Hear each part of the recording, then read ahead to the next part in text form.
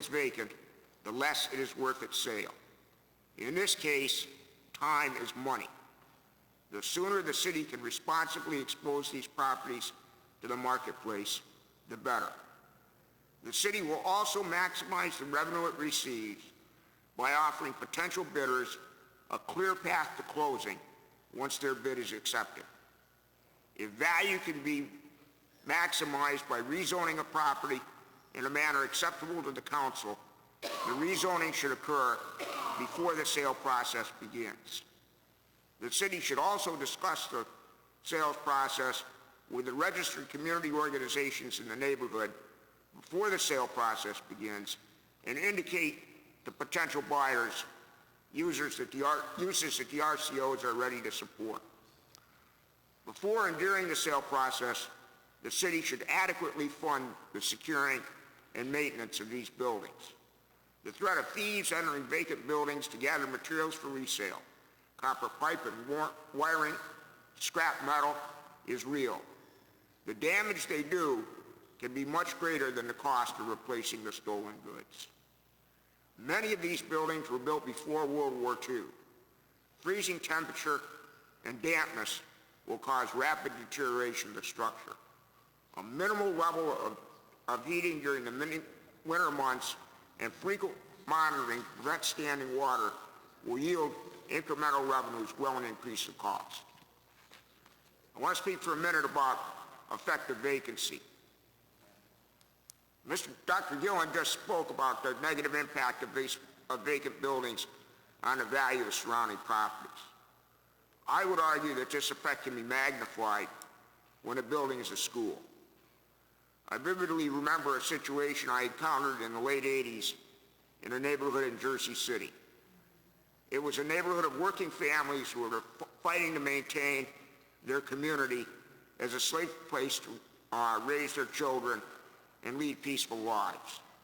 It was a tough fight, but they had been holding their own. Just before our firm started working with the city on their ABI program, the school district had closed the neighborhood school with no plans for sale or reuse.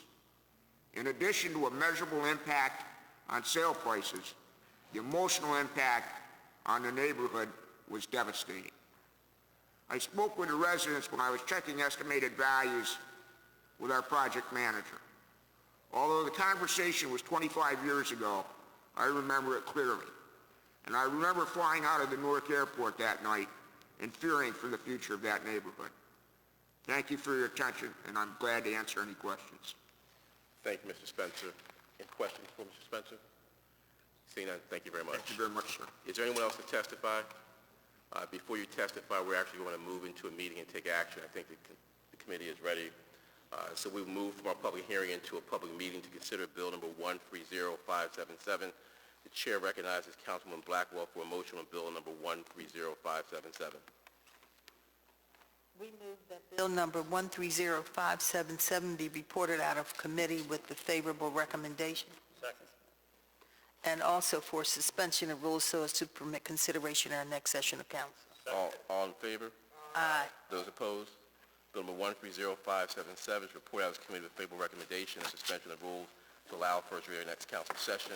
We will move back into our public hearing in order to take more testimony. Anyone else can approach the witness table who wants to testify?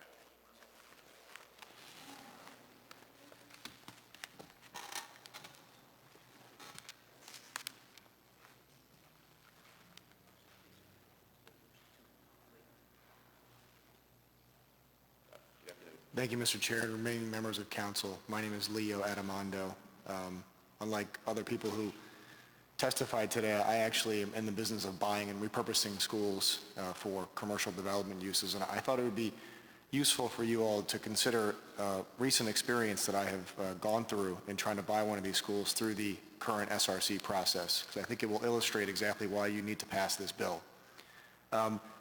My firm, in April of last year, was one of the qualified bidders for one of the SRC disposition properties. I won't name the property, and we're actually closing on the acquisition next week, 18 months after expressing qualified interest. I want to just walk through quickly what we went through to get to closing. We were qualified April of 2012. The RFP came out late June 2012. We responded to the RFP with a substantial submission in August of 2012. We were told sometime in October, November that we were the likely winning bidder. However, it was not until the SRC meeting on the 20th of December 2012 the formal vote was taken in the public hearing to award the property to us. It subsequently took the SRC 36 days to get us an agreement of sale. That agreement of sale was negotiated over 2 months, which frankly could have been 5 days because of the length of time in response back from the SRC, the school district, I guess you would say. It did not get signed. The agreement that was agreed to in March of this year did not get signed for an additional 2 months by the SRC chair. Our understanding is that he's a busy man. It then took until the 12th of September for there to be a court hearing to approve the sale. In the meantime, there were 2 appraisals done, neither of which we were entitled to look at. And we are trying to settle this next week. 18 months from an expression of qualified interest, 15 months from a submission of what was, by all accounts, the only, shall we say, winning bid. There were actually 9 bids submitted, qualified bids. There were 9 criteria: price, terms, use and design, minority participation, neighborhood context, track record, financial strength, and completeness of proposal. We checked every single one of those boxes and had the highest bid 15 months ago, and we have been fighting to try to purchase this property from the city, from the school district. In the meantime, we haven't generated any jobs for construction, reconstruction of this project into 16 apartments, which is our plan, okay? The city's getting no tax revenue from this, and the building is lying fallow, and I assume there's some upkeep costs that the school district is bearing. So I have to echo the sentiments of some of the other people here today that the process is fundamentally broken, and in my experience, it's always harder for public entities to sell property than for private owners to sell them. But 18 months, even with a lot of red tape, could be cut down to 3 to 6 months. Specifically, if you pass this motion or this bill and the properties are transferred to the city or to the city for sale, I would encourage you to do 2 things. One is hire a single brokerage firm to market all of the properties. That way there is one point of contact for all properties. One of the problems that we had was we didn't know who to contact, okay? The second thing is do the appraisals. If you're going to require appraisals, do the appraisals before you take the property to market, so as to not make the person who's trying to buy the property and put money in the city's pocket so we can fund the school district wait 60 or 90 days for these appraisals. I will say a couple more things.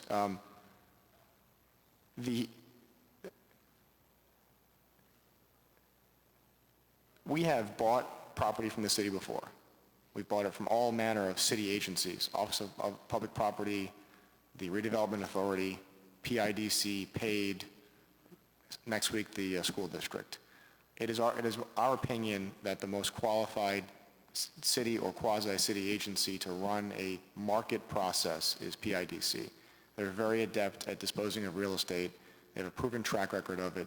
It's a transparent process. It's an efficient process. And frankly, it's a process that will guarantee the taxpayers the highest level of private market participation in the sales process, because that is what you need.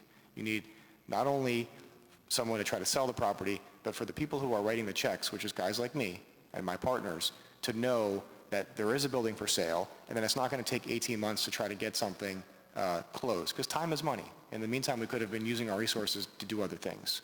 So I'm in support of this bill. I think it's a no-brainer, and I just wanted you to see from a practitioner's perspective what we're currently dealing with in trying to buy property from the SRC. Thank you for your testimony. Councilman Jones. Yeah, for the record, Wilson Good was an economic development practitioner in another life. But let me just ask a quick question. In 18 months, can a deal go south? Can it disintegrate?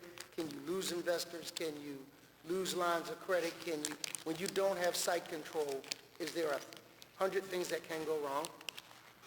I'd say 18 months is an extraordinarily long period of time for any private investor with that relies relies on, certain market conditions to sit around and wait to try to buy a property. Yes. In our case, it's a cash deal. There's no financing involved, and we're from Philadelphia. We have a lot of property in Philadelphia. We're not going anywhere.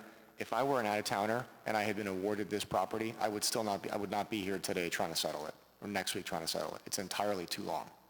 It's an entire rental development cycle missed. And frankly, if something were to happen, it sounds crazy, but if the government were to default on their debt tomorrow, okay, you'd see a lot of transactions fall apart. This could be one of them.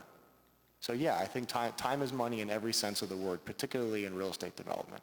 Thank you, Mr. Chairman. Thank you. Other questions for this, Councilman Spillier?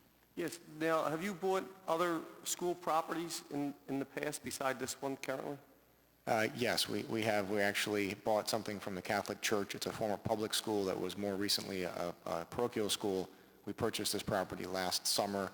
We're redeveloping it now, creating several $1 million of construction work, $60,000 or $70,000 a year in tax revenue starting this year, and other economic development based on some commercial uses in the building. So, How long did it take to purchase from the Archdiocese? Archdiocese put the property for sale in July, and we closed it in December. And that's about as long as it should take. And if the Archdiocese could do that, I think the city should be able to do something like that. That speaks volumes from dealing with the school district. And we all agree the school district shouldn't be in there selling properties because of the issues that they have. But if the Archdiocese can move like that, our city could definitely move like that. So thank you very much. I will add, the Archdiocese does the appraisal before they take the property to market. This is it's a very key thing. Not only is a property only worth what somebody in the open market's willing to pay for it, if you're going to subject a sales process to some appraisal contingency or hurdle for just to make sure that all the I's are dotted and T's are crossed, you got to do it before you put it up for sale. Otherwise, it's just going to hold things up. It makes no sense to be done after the fact. We get it. Thank you. Thank you, Councilman. Thank you. Any other witnesses? Please come forward. Good afternoon. My name is David Killian. I've been buying and participating in the bidding process in the schools in Philadelphia for the past 10 years, mostly Catholic schools. And I'm here to state that there has been very aggressive activity in the bidding process. Sometimes the winning bid has even exceeded the anticipated value of the school, along with very aggressive terms. Many times they're buying the properties with no contingencies and cash offers and quick settlements. I have been deterred from my past dealings with buying property from the city from participating in buying some of the public schools that have been going out for bid through the RFP process. That's just my statement I wanted to make. Questions? Councilman Spillier? When you said aggressive bidding, so obviously these are schools or areas that are pretty hot in the market value. There's more than one or two bidders for a school that you've been involved with? I've been encountering, especially lately, multiple bids coming in. Just for example, if a building was valued at 2.7 million tops, I've seen numbers come in excess of 3.4 million with, again, no contingency offers and cash offers. No contingencies on zoning and cash deals. Okay, thank you. You're welcome. Thank you. Any questions? Thank you very much. Anyone else to testify? No one? Seeing none, this hearing is recessed. Thank you.